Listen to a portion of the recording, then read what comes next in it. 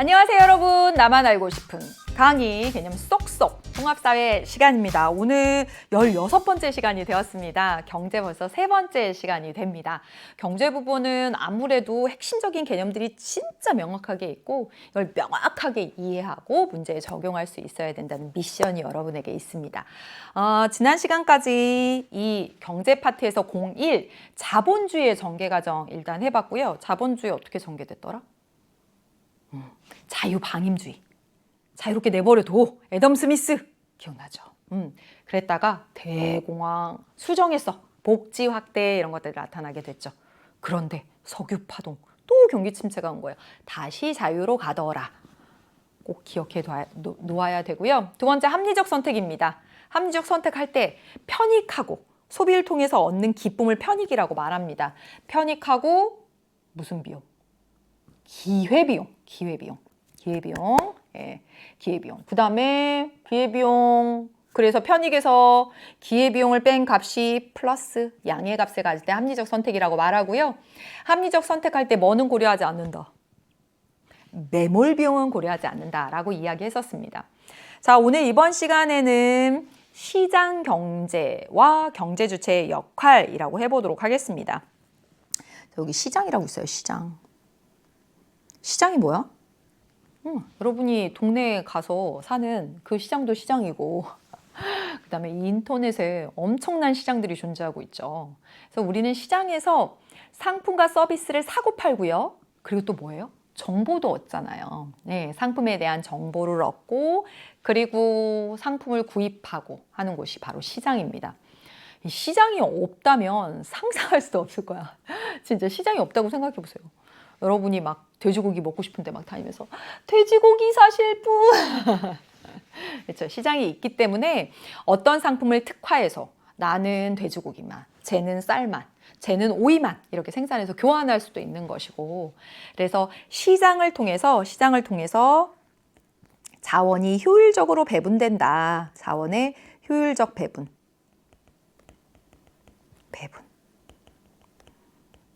이게 시장의 기능이에요. 자, 그런데 시장의 가격 이런 것들을 통해서 자원이 효율적으로 배분된다라고 얘기했는데 그러지 않은 거야. 한계가 나타나는 거야. 이걸 무엇이라고 말하냐면 아주 중요합니다. 이런 용어가 좀 뭔가 유식해지는 것 같아. 이런 용어를 보면. 이걸 바로 시장 실패라고 말합니다. 시장에 내버려두면 애덤 스미스가 가격에 따라서 자원이 효율적으로 배분된다라고 했는데 시장에 두니까 제대로 안 되는 일, 자원이 비효율적으로 배분되는 일이 나타나더라는 거죠. 이걸 바로 시장 실패라고 말합니다. 그래서 오늘 공부할 내용은 이 시장 실패의 유형, 이 시장 실패의 내용에 대해서 공부하는 것이고요. 3학년, 2학년 선택 과목에서도 엄청 중요하게 다뤄지는 내용입니다. 그리고 경제 주체의 역할 간단히 살펴보도록 하겠습니다. 경제 주체가 누구냐면 가계, 기업, 정부가 경제 주체이고요. 경제 과목 갔을 때는 1단원에서 공부하게 되고 그렇게 어려운 내용들은 아닙니다. 네, 오늘 여기 파트의 주인공은 시장 실패다. 시장 실패. 그래서 오늘 시장 실패를 주인공으로 이야기를 해보도록 하겠습니다. 시장 실패 다시 한 번만 개념 정리된 부분 볼게요. 시장 실패. 시장이 자원을 효율적으로 배분하지 못하는 상태. 시장을 통해서 시장의 가격을 통해서 자원이 효율적으로 배분된다라고 했는데 그러지 못하는 상태. 다시 말하면 더 쉽게 말하면 무엇이냐면 너무 많이 생산 소비되거나 아니면 너무 적게 생산 소비되는 거. 이걸 바로 시장 실패라고 이야기를 하는 겁니다. 시장에 두면 마스크가 굉장히 부족했을 때 있었잖아요. 시장에 두면 마스크 가격이 올라가니까 공장이 마스크를 많이 생산해서 마스크 가격을 다시 떨어뜨리게 되고 그래서 다 효율적으로 다 조정된다라고 했는데 그렇지 못하더라는 거예요. 너무 많이 생산 소비되거나 너무 적게 생산 소비되는 문제가 발생하더라라고 하는 게 바로 시장 실패의 개념입니다.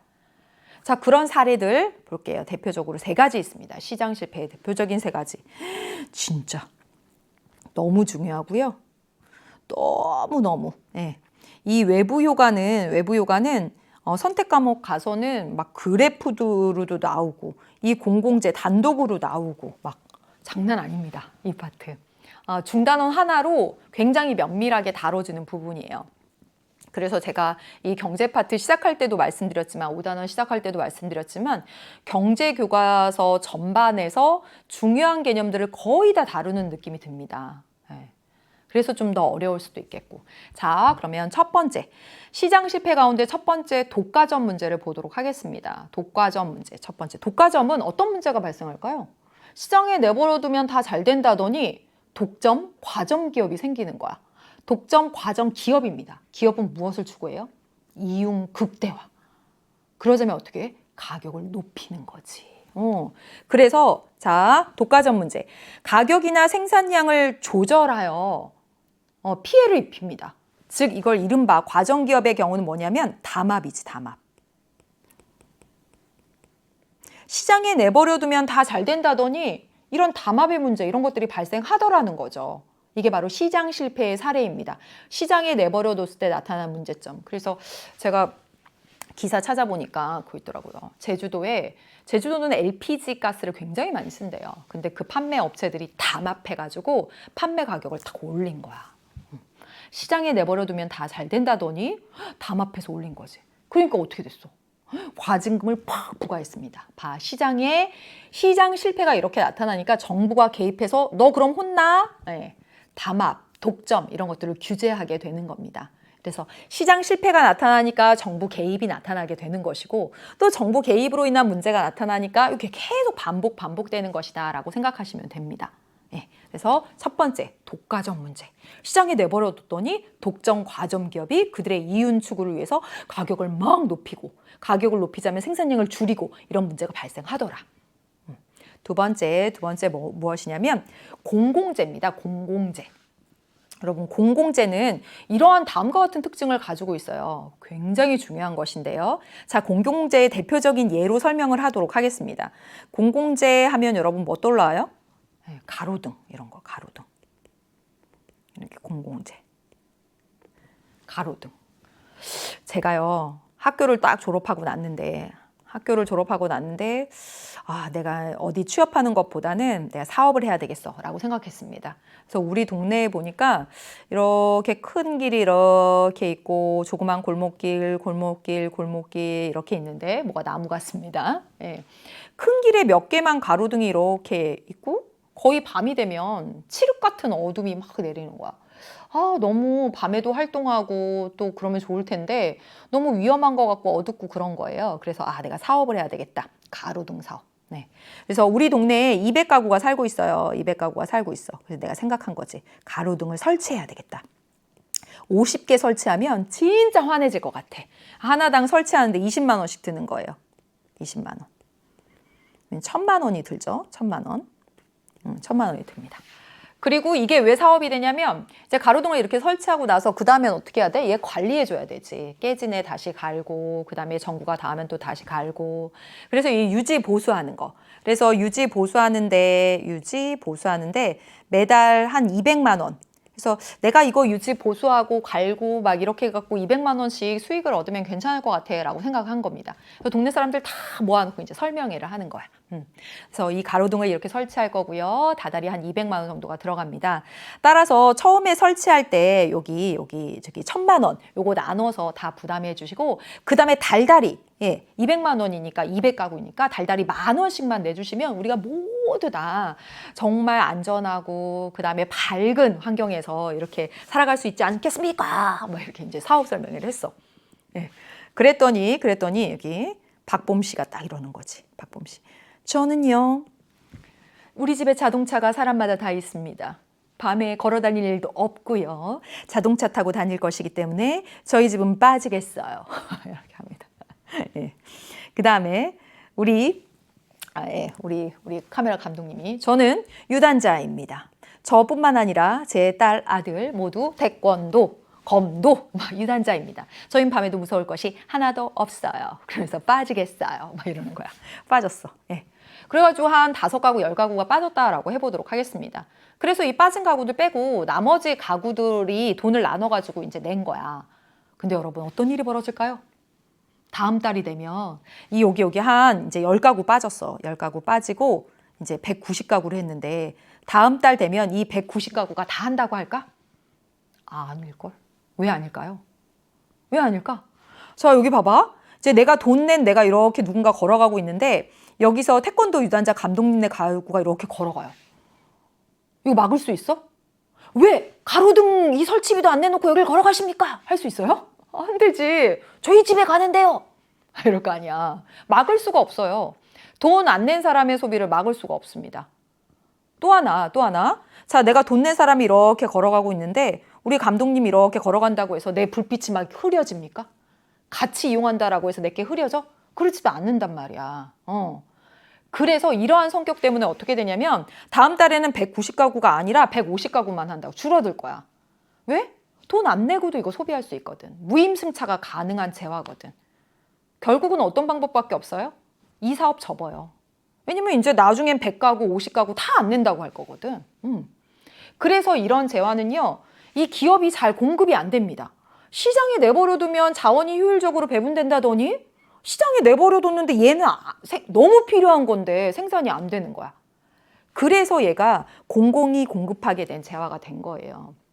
자, 이 특성 뭐야? 자, 여기 있어요. 지불하지 않는 사람의 소비를 배제할 수 없습니다. 배제할 수 없어요. 배제할 수 없다. 이걸 바로 비배제성이라고 말합니다. 우리 다른 건 그렇잖아요. 한강이 쫙 내려다 보이는 전망 좋은 레스토랑은 돈 안 낸 사람 못 들어가지. 배제할 수 있단 말이야, 그런 건. 근데 얘는 배제할 수 없어요. 또 하나, 한 사람의 소비가 다른 사람의 소비를 감소시키지 않습니다. 돈 낸 사람 이렇게 걸어갔는데 돈 안 낸 사람 같이 간다고 해서 불빛이 반으로 줄어들거나 그런 거 아니에요. 다투지를 않습니다. 그래서 경합성이 없다, 다투는 성질이 없다라고 해서 비경합성이라고 말합니다. 그런데 한강의 전망 좋은 자리는 어때요? 다투는 성질이 있죠. 먼저 예약해야 돼.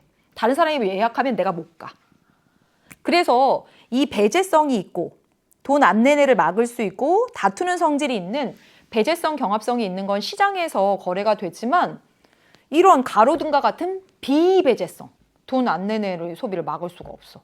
함께 이용해도 뭐 이런 제안은 시장에서 잘 공급이 안 되더라는 거야. 뭐지? 시장 실패. 시장에 내버려두면 다 잘 된다더니 아닌 거야. 그래서 또 정부가 이렇게 개입하게 되는 겁니다. 되었죠? 그 다음에 세 번째 뭐예요? 세 번째. 외부 효과입니다. 외부 효과.